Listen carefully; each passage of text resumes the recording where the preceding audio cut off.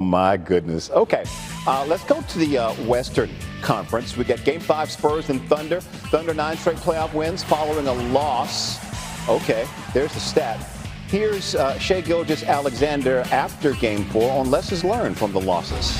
Whether you win or lose, you want to learn the lessons from the game. And when you lose, they're a little bit the lessons are a little bit louder, and that's just how we view it.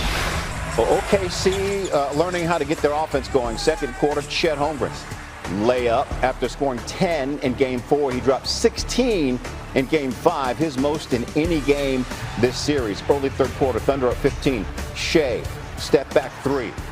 He scored 19 in Game 4, 32 in Game 5. Fourth quarter, Thunder up 10. Jared McCain, a revelation, buries the 3. He scored 4 in Game 4, 20 in Game 5. Later in the fourth, Alex Caruso, hand up, 3 down. He went scoreless in Game 4, 22 off the bench in Game 5. Thunder win 127-114. They lead the series 3-2. If the New York Knicks were to face somebody in the NBA Finals, the chances of them winning the chip are better against the San Antonio Spurs than the Oklahoma City Thunder. Now, at the beginning of the season, I picked the Oklahoma City Thunder to meet the New York Knicks in the NBA Finals and ultimately beat them. My emotions have taken over, no doubt.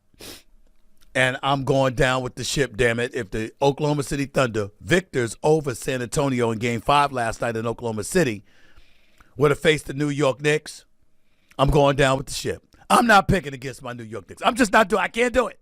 I can't do it. But I'm not blind. And the reigning defending NBA champions are that for a reason. Playing without J-Dub, Jalen Williams, an all-star caliber player, an all-star caliber defensive player, by the way. Combined with playing without A.J. Mitchell. 2 elite guards in this game as far as I'm concerned. Oklahoma City still went home for Game 5 and handled the San Antonio Spurs. You could point to Isaiah Hartenstein dropping 12 points and 15 rebounds. And a tremendous defense that he's put on Victor Wembanyama in his face, being physical with him all the time. You can point to Chet Holmgren showing up for a change, hitting 6 of his 9 shots, finishing with 16 points and 11 rebounds, and playing the kind of game he was capable of playing, and we all know he's capable of playing. But I'm going to look at Jared McCain. Traded from Philadelphia earlier this year, coming off the bench, inserted into the start lineup, played a big-time game as far as I'm concerned, and Alex Caruso, of course. You understand, Mr. Reliable, showing up on both ends of the floor defensively, offensively, and being a rough rider that he is and playing the way that he's capable of playing. You look at the Oklahoma City Thunder, and they're just loaded with guards. I didn't even bring up the reigning 2-time league MVP, who's the star of the team, who also happens to be the point guard, and he's 6'7". His name is Shai Gilgeous-Alexander, dropping 32 points. When you look at the San Antonio Spurs and you compare them to the Oklahoma City Thunder, even though I do believe San Antonio will win Game 6, and they will force a Game 7 because I think that Wembanyama has one more game in him where he's just otherworldly, and they're going to be galvanized by their home crowd, which means that the role players are going to feed off of that, which means Vassell and Castle or Vassell rather than Castle and De'Aaron Fox and Dylan Harper and these boys and this guy Johnson. Keldon Johnson, their 6th man of the year. I mean, these guys can play in San Antonio. They've got championships in their future. Make no mistake about it. I just didn't think this year was the year, and I stand on that because I picked OKC to win this series of 7 games before it began, and I'm sticking to that position. If San Antonio comes back and shocks everybody and beats them over the next 2 games and knocks off the reigning defending NBA champions, props to them. But Wemby looked beaten last night. I'm talking about physically. You know, he's 235 pounds for sure, but he's 7'5". He's rail thin. And putting a body on him seems to have an effect on him. At least in this series against Isaiah Hartenstein. What he did in Game 1 when he dropped 41 points and 24 rebounds, he has not done since because Mark Daigneault, the coach, who's an outstanding coach, shifted things up. And what he did was made sure that in shifting things up, he put a big body like Hartenstein on him. It was physical. We know what Hartenstein could do because he was a New York Knick before he signed with Oklahoma City for $87 million. We know what Hartenstein is. We know what he could do. We know what he brings to the table, okay? And he's doing it with Wemby. So when I look at the New York Knicks and I think about the San Antonio Spurs, I see a young team, but a team nevertheless that has not been there before, has not been in this position before, that can appear a bit rattled from time to time, that just doesn't seem to have it at times.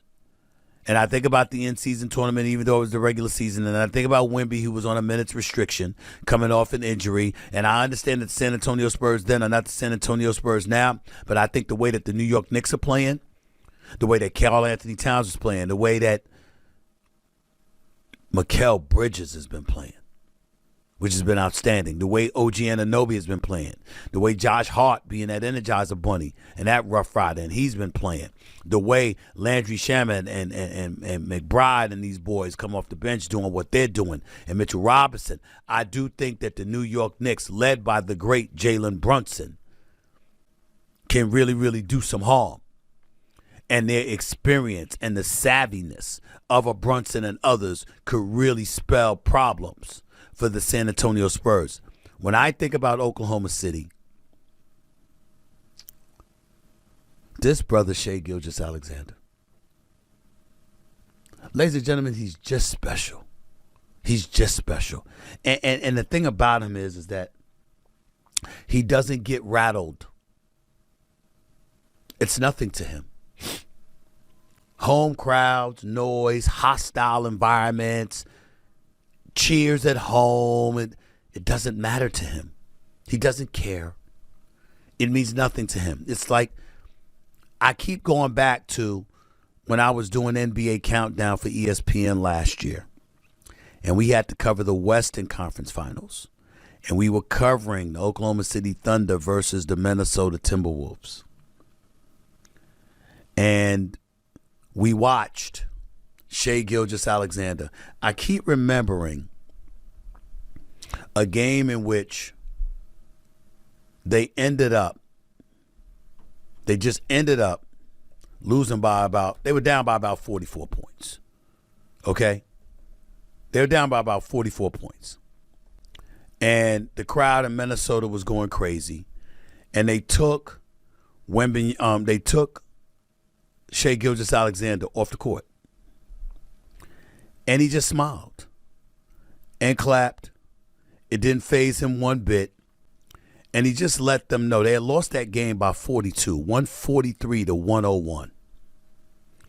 That was the score. Game 3. And Shai Gilgeous-Alexander just clapped and smiled while walking off the basketball court. He had 14 points that game on 4-13 shooting. And they were getting destroyed by Minnesota. And he just clapped and looked at the crowd and said, I'll see y'all next game. And the very next game, they won. It was a thriller. They only won by 2, but they won the game. And then closed out Game 5 by beating Minnesota by 30. That's Shai Gilgeous-Alexander. That's who he is. That's who he's proven to be. And when I think about the one person that can do to the New York Knicks what Jalen Brunson does to his opponents, I think of that person being Shai Gilgeous-Alexander. Completely, utterly, and totally unfazed by the moment. And he's just going to come at you and just do what he does. You might get the better of him 1 or even 2 games, but in the end, his attitude is, I'm going to be the one standing. This is a man that people sit up there and lament because he draws fouls or whatever. They keep forgetting his savviness, his knowledge of the game, his basketball IQ, his ball handling ability. He's missed the mid-range. Plus, he could hit a three. Plus, he could finish at the basket. Plus, he could finish on the break. Plus, he could hit free throws. And oh, by the way, he's not a shabby defender. And they're ignoring this. And they're ignoring the fact that Shai Gilgeous-Alexander, ladies and gentlemen, he's averaged over 30 the last 4 straight years. I want you to put that in perspective. And he's done things statistically during the regular season and during the postseason that only Michael Jeffrey Jordan has done. That's who Shai Gilgeous-Alexander is. It ain't always pretty. It ain't always fan-friendly. But you talk about getting the job done. That's who he is, man. That's who he is. That's who he cares to be. That's who Shai Gilgeous-Alexander, what Shai Gilgeous-Alexander is all about. If there was ever the potential for a kryptonite to what Jalen Brunson brings to the table for the New York Knicks, it's Shai Gilgeous-Alexander. And when you look at the San Antonio Spurs and the rest of them, and you see a Stephon Castle and a Vassell and all of these guys and the potential for foul trouble and all of this other stuff going on, look at Oklahoma City. There's Alex Caruso. I'm talking about as defenders. There's Lou Dort. There's Alex Caruso. There's Cason Wallace. There's A.J. Mitchell. There's Jared McCain. With Shai. Potentially with J-Dub coming back. Jalen Williams. Him and A.J. Mitchell out for these finals the last few games, couple of games because of hamstring and calf injuries respectively. I mean, I just named you 7 guards. 7.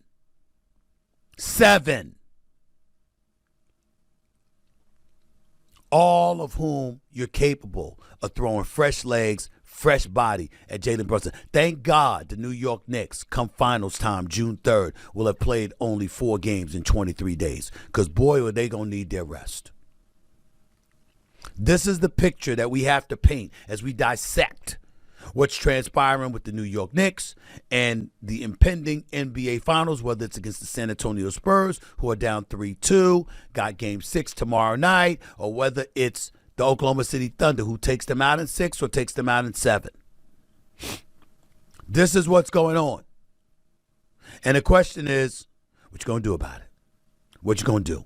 In the end, the San Antonio Spurs would be a more ideal opponent for the New York Knicks than Oklahoma City. But as it stands right now, it's likely that in order for the New York Knicks to win the championship, they are going to have to take the crown from Shai Gilgeous-Alexander, the reigning 2-time league MVP and NBA Finals MVP and NBA champion. They are going to have to take it from the reigning defending NBA champions in all likelihood, unless San Antonio pulls something out of its hat that we didn't know they could do.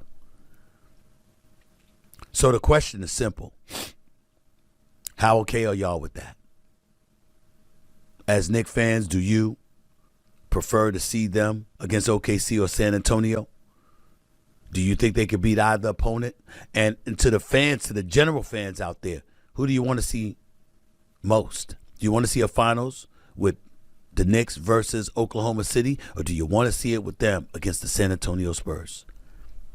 888 Mad Dog 6 is always the number to call up. That's 888-623-3646. You're listening live to the Stephen A. Smith Show, Sirius XM, Mad Dog Sports Radio. New York Knicks did finish the season 53-29.